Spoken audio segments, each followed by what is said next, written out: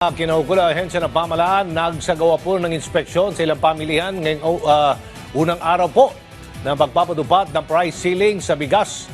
Ang update, kukunin natin mula kay Clazel Pardilla. Clay.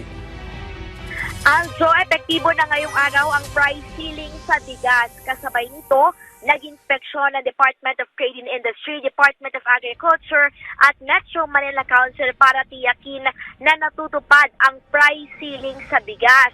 Unang pinuntahan ng Agora Market sa San Juan City.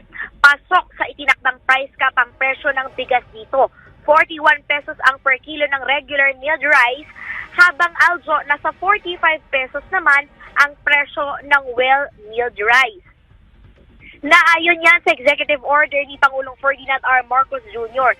Pero nakasunod man sa price cap, daing ng ilang nagtitinda, lugi sila. Ang sinunod kasi na 41 pesos na presyo ng bigas, dapat daw ibebenta nila ng 50 pesos. Ang 45 pesos naman, dapat 52 pesos para kumita. Sa ilalim ng San Juan City Ordinance, nasa 2,000 hanggang 5,000 pesos ang multa sa lalabag sa naturang price cap. Pakiusap ng San Juan LGU, sumunod dahil bibigyan naman sila ng ayuda.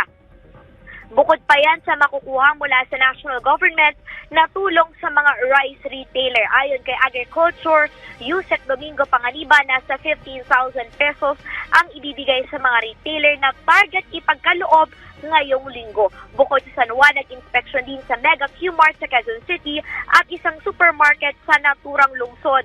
Napasok din sa itinakdang price cap yung mga tindang bigas. Yan na muna ang latest. Balik sa iyo, Aljo. Maraming salamat, Clazel Pardilla.